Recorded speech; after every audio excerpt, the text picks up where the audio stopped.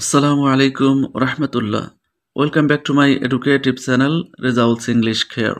যে ভিউয়ার্স আলোচনা করছি এইচএসসি অথবা আলিম শিক্ষার্থীদের জন্য English first paper unit 4 lesson 2 Marie Curie এর দ্বিতীয় অংশ ডেথ অফ ফেয়ারি ফেয়ারির মৃত্যু অ্যান্ড সেকেন্ড নোবেল প্রাইজ এবং দ্বিতীয় নোবেল পুরস্কার এর আগের অংশটুকু পূর্বের ভিডিওতে দিয়েছি। আজকের ভিডিওতে প্রত্যেকটি শব্দ পার্টস অফ স্পিচ অনুযায়ী অ্যাকুরেটলি বাংলার সাথে মিলিয়ে আলোচনা করব। ভিডিওটি ভালো লাগলে সাবস্ক্রাইব করুন। যারা ইতিমধ্যে সাবস্ক্রাইব করেছেন তাদেরকে অনেক ধন্যবাদ। দেখুন, দ্য সাডেন হঠাৎ, ডেথ মৃত্যু, আকস্মিক বা হঠাৎ মৃত্যু কার? অফ ফেয়ারি কুরি, ফেয়ারি কুরির হঠাৎ মৃত্যু কখন? এপ্রিল 1906, 19শে এপ্রিল 1906 সালে। অস ছিল, এই মৃত্যুটা ছিল। বিটার বলো মানে কালার ম্যাচ দেখুন, তীব্র আঘাত। কার জন্য তীব্র আঘাত? টু ম্যারি কুরি, এই ম্যারি কুরির জন্য এটা ছিল তীব্র আঘাত, পেয়ারের মৃত্যু। বাট কিন্তু এটা ছিল অলসো আরও, বাট ইট ওয়াজ অলসো কিন্তু এটা ছিল আরও ডিসিসিভ টার্নিং পয়েন্ট, একটি গুরুত্বপূর্ণ মোড়। টার্নিং পয়েন্ট মানে গুরুত্বপূর্ণ মোড় ইন হার ক্যারিয়ার, তার ক্যারিয়ারে। হ্যান্সফোর্থ, এখন থেকে বা এ কারণে, শি ওয়াজ টু ডেভোট, তাকে নিয়োজিত করতে হয়েছিল। কোনো অক্সিলারি ভার্বের সাথে যদি টু থাকে তাহলে সেটা আবশ্যকতা বোঝায়, যেমন have to, has to, had to, ঠিক এরকম ওয়াজ টু বসছে আবশ্যকতা।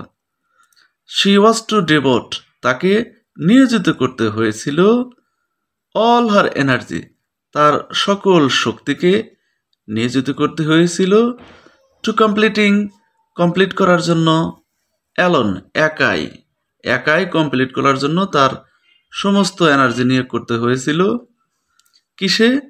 দ্য সায়েন্টিফিক ওয়ার্ক, বৈজ্ঞানিক কাজে। দ্যাট, যেগুলো দে হ্যাড আন্ডারটেকেন, তারা গ্রহণ করেছে। অর্থাৎ এখন থেকে তাকে তার সমস্ত শক্তি তাদের গৃহীত বৈজ্ঞানিক কাজ সম্পন্ন করার জন্য নিবেদিত করতে হয়েছিল। তারপরে দেখুন, অন মে 13, 1906, 13 মে 1906 সালে, শি ওয়াজ অ্যাপয়েন্টেড, তাকে নিয়োজিত করা হয়েছিল। এটি প্যাসিভ মোডে আছে। তাকে নিয়োজিত করা হয়েছিল টু দ্য প্রফেসরশিপ, অধ্যাপক পদে তাকে নিয়োজিত করা হয়েছিল। That had been left vacant, যেটা খালি হয়েছিল, শূন্য হয়েছিল। অন হার হাজব্যান্ডস ডেথ, তার স্বামীর মৃত্যুতে।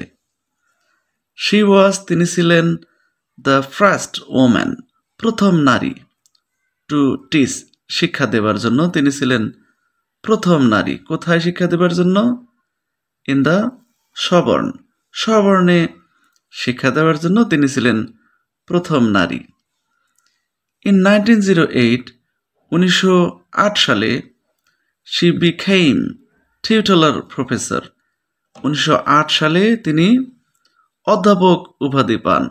অ্যান্ড ইন 1910 এবং 1910 সালে, her fundamental treatise on radioactivity was published, 1910 সালে তেজস্ক্রিয়তার উপর তার মৌলিক গ্রন্থ প্রকাশিত হয়। ইন 1911, 1911 সালে, শি ওয়াজ অ্যাওয়ার্ডেড, তাকে পুরস্কৃত করা হয়েছিল। এটি প্যাসিভ বোর্ডে আছে। The Nobel prize for chemistry, রসায়নের জন্য তাকে নোবেল পুরস্কারে পুরস্কৃত করা হয়েছিল। কিসের জন্য? For the isolation of pure radium, বিশুদ্ধ রেডিয়াম বিকিরণের জন্য। Throughout the world war first, প্রথম বিশ্বযুদ্ধের সময়। Marie Curie with the help সহায়তায়, কার সহায়তায়? অফ হার ডটার, তার কন্যা ইরেনের সহায়তায়, ডেভোটেড হারসেলফ, নিয়োজিত করেছিলেন বা নিবেদিত করেছিলেন তার নিজেকে, টু দ্য ডেভেলপমেন্ট, উন্নয়নে। কিসের উন্নয়নে? Of the use of X ray radiography, x radiography ব্যবহারের উন্নয়নে নিজেকে নিয়োজিত করেছিলেন। অর্থাৎ প্রথম বিশ্বযুদ্ধের সময় ম্যারি কুরি তার মেয়ে ইরেনের সহায়তায় এক্স রেডিওগ্রাফির ব্যবহার উন্নয়নে নিজেকে নিয়োজিত করেছিলেন। ইন 1918 সালে the radium institute, the staff of which Irene had joint, যার কর্মীরা ইরেনে যোগ দিয়েছিল, began to operate in Ernst, বিজ্ঞান শুরু করেছিল, টু অপারেট ইন আর্নেস্ট, আন্তরিকভাবে কাজ করা শুরু করেছিল, অ্যান্ড এবং এটা ছিল to become a universal centre, একটি সার্বজনীন কেন্দ্রে এটা পরিণত হয়েছিল বা হয়েছিল। কিসের জন্য? For nuclear physics and chemistry, একটি পারমাণবিক পদার্থবিদ্যা এবং রসায়নের জন্য একটি সার্বজনিক কেন্দ্রে পরিণত হয়েছিল। ম্যারি কুরি এখন at the highest point of her fame, তার সুনামের সর্বোচ্চ পর্যায়ে, from 1922 সাল থেকে, a member, একজন সদস্য, of the Academy of Medicine, একজন সদস্য, devoted her researches, তার গবেষণা নিয়োজিত করেছিলেন, devoted মানে নিবেদিত করেছিলেন বা নিয়োজিত করেছিলেন, কোথায়? টু দ্য স্টাডি, অধ্যয়নে। কিসের অধ্যয়নে? Of the chemistry of radioactive substances, তেজস্ক্রিয় পদার্থের রসায়নে, অ্যান্ড এবং the medical applications of this substances, এবং এই পদার্থের চিকিৎসা প্রয়োগের অধ্যয়নে নিজেকে নিবেদিত করেছিলেন। ডেভোটেড মানে নিবেদিত করেছিলেন।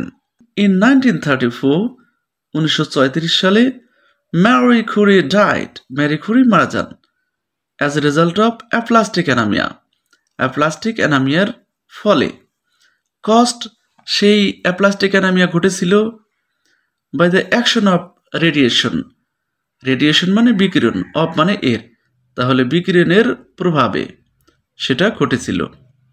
হার কন্ট্রিবিউশন, তার অবদান, টু ফিজিক্স, পদার্থবিদ্যায় তার অবদান, হ্যাড বিন ইমেন্স, সেটা ছিল অপরিসীম, নট অনলি, শুধু নয়, ইন আর ওন ওয়ার্ক, তার নিজ কাজে শুধু নয়, দ্য ইম্পর্টেন্স অফ হুইচ, যেটার গুরুত্ব, হ্যাড বিন ডেমনস্ট্রেটেড, প্রদর্শিত হয়েছে বা প্রমাণিত হয়েছে, বাই দ্য অ্যাওয়ার্ড, পুরস্কারের দ্বারা, টু হার, তাকে, অফ 2 নোবেল প্রাইজেস, 2টো নোবেল পুরস্কার প্রদানের মধ্য দিয়ে সেটি প্রমাণিত হয়েছে। বাট অলসো, কিন্তু আরও, বিকজ অফ হার ইনফ্লুয়েন্স, তার প্রভাবের কারণে, কার উপরে প্রভাব? অন সাবস্কুয়েন্ট জেনারেশন, পরবর্তী প্রজন্মের উপরে তার প্রভাবের কারণে, সেটা কোন প্রজন্ম, কাদের উপরে প্রভাব? Of nuclear physicist and chemists, তাহলে পরবর্তী প্রজন্মের পারমাণবিক পদার্থবিদ ও রসায়নবিদের উপরে তার প্রভাবের কারণেও তার গুরুত্ব ছিল অপরিসীম।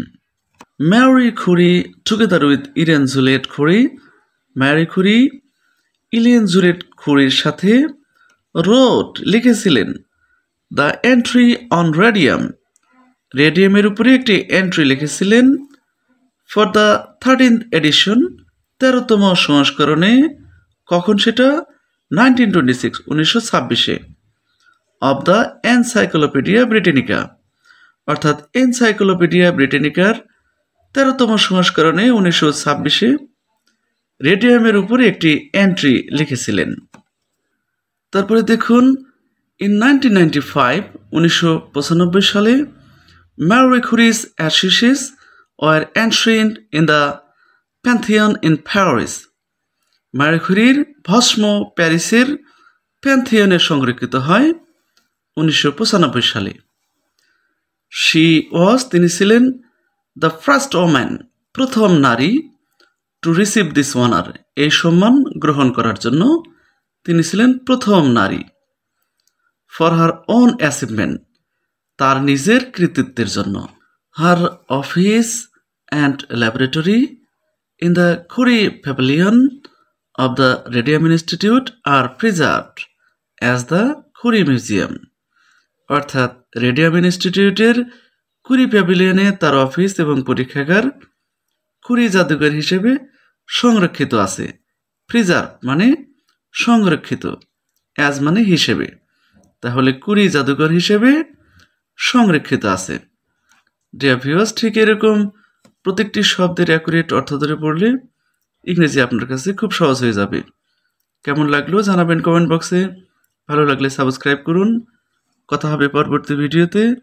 আসসালামু আলাইকুম ওয়া রাহমাতুল্লাহি ওয়া বারাকাতুহু।